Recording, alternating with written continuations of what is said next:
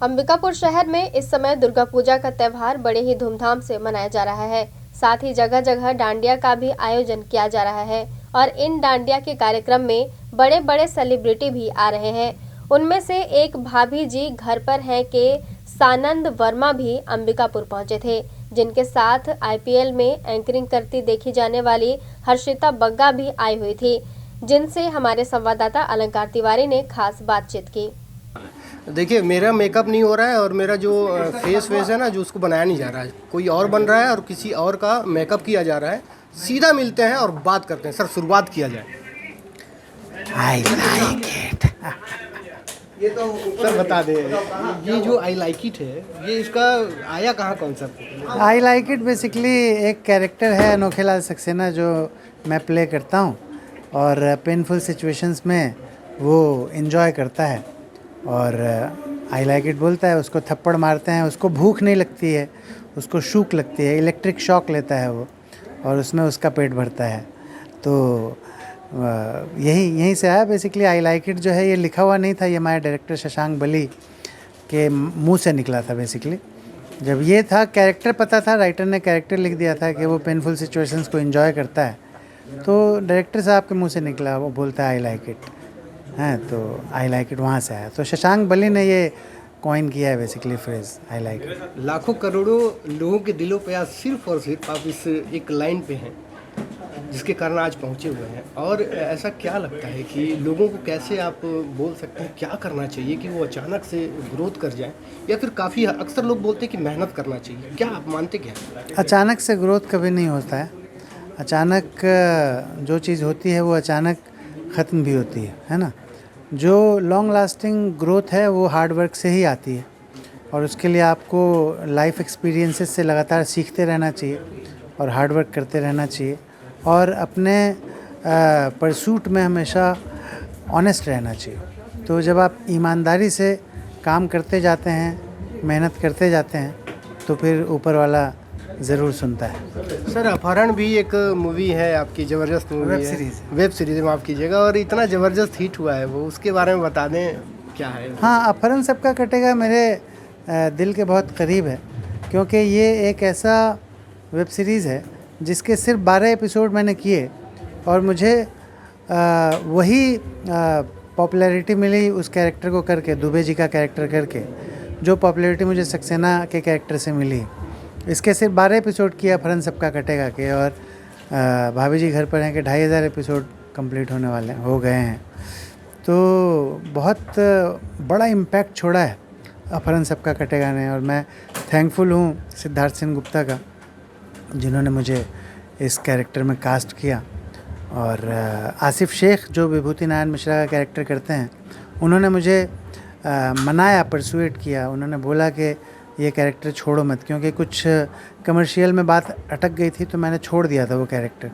तो विभूति नारायण मिश्रा का कैरेक्टर करने वाले एक्टर श्री आसिफ शेख, जो कि मेरे बड़े भाई हैं और बहुत अच्छे दोस्त हैं, उन्होंने मुझसे कहा कि इस कैरेक्टर को मत छोड़ो। तो फिर उनके कहने पर मैंने हाँ बोला और वो किया, और रेस्ट इज़ हिस्ट्री। सर, ये छोटा सा जगह है, आदिवासी बहुल क्षेत्र है। जो भाभी जी घर पे हैं का जो एपिसोड था, कई एपिसोड हैं, उसमें एक भाभी जी पहले कुछ और थी, पहले कुछ और दिखती थी, फिर बाद में अचानक चेंज कर दिया गया। अभी भी सवाल लोगों के दिल में ये बना ही है, क्या हुआ था, कुछ बता सकते हैं? नहीं, कुछ ऐसा हुआ नहीं था। मेन चीज़ ये था कि कभी कभी एक्टर और प्रोड्यूसर के बीच में कोई ना कोई मिसअंडरस्टैंडिंग हो जाती है, कुछ डिस्प्यूट हो जाता है, कभी कभी कुछ ईगो इश्यूज़ हो जाते हैं।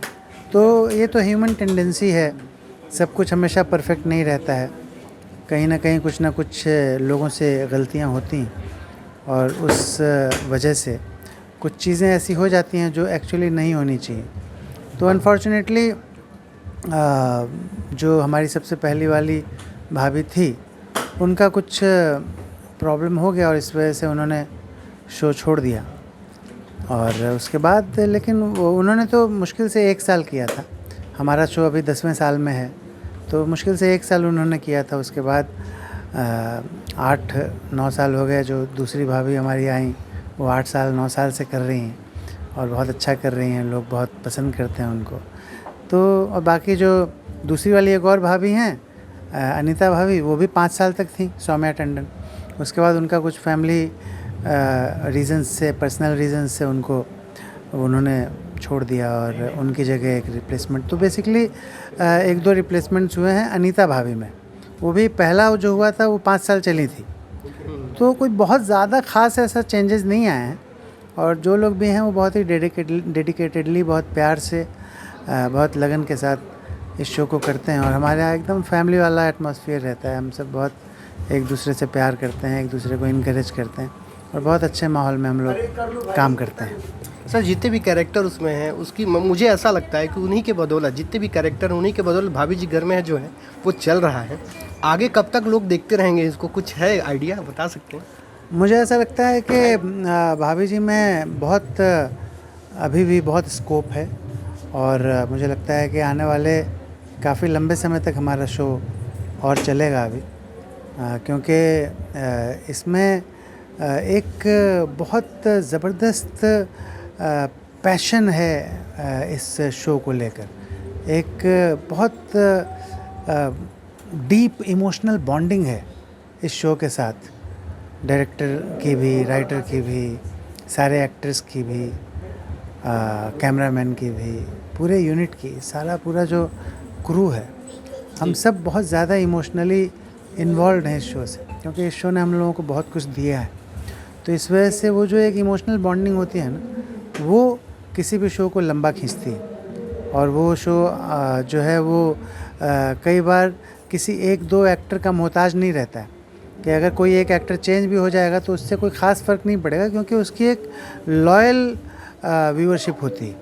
तो हमारे साथ दर्शकों की लॉयल्टी है, हमको दर्शक बहुत प्यार करते हैं और आज से नहीं 10 साल से कर रहे हैं। तो इस वजह से मुझे तो लगता है कि अभी ये और बहुत लंबा चलेगा। तो ये और बहुत लंबा चलेगा और हमारे साथ है, ये मोहताज नहीं है किसी परिचित के, लेकिन आई लाइक इट, बस इतना ही काफ़ी है, इसके अलावा कुछ नहीं। हमारे साथ थे ये, और बस आज हमारे साथ हमने शेफाली का भी इंटरव्यू किया, इनका भी इंटरव्यू किया। तो ज़रूर देखिए और मौका मिले तो ज़रूर आगे इनसे मिले, क्योंकि अभी हैं ये अंबिकापुर में। आज हमारे साथ शेफाली बग्गा हैं। शेफाली बग्गा, इनको ये पहचान की मोहताज नहीं है। आईपीएल जैसे गेम में ये हमेशा एंकरिंग करती हैं और हमेशा नज़र आती है, लेकिन आज अंबिकापुर शहर में हमारे साथ हैं, इनसे बात कर लेते हैं। मैडम, आपका सबसे पहले स्वागत है। अंबिकापुर शहर में आप आई, सौभाग्य यहाँ के लोगों का, और इन लोगों को काफ़ी मालूम था कि आप यहाँ आ रही हैं, लेकिन आपसे मुलाकात करना नामुमकिन है, क्योंकि यहाँ जो व्यवस्थाएं की गई हैं वो उस व्यवस्था से, जिस तरह से आईपीएल में आपसे नहीं मिल पाते हैं वैसे ही यहाँ भी मिलना थोड़ा मुश्किल है। लेकिन लोग चाह रहे हैं कि आपसे मुलाकात करें, लेकिन हमारे माध्यम से सोच रहे हैं आपकी मुलाकात करा दें। तो मैडम ये बता दीजिए, अंबिकापुर आने के बाद कैसा लग रहा है? मुझे बहुत अच्छा लग रहा है, और ऐसा नहीं है कि मिलना मुश्किल है। आप जब चाहें मुझसे मिल सकते हैं, और मतलब आई वेट फॉर पीपल।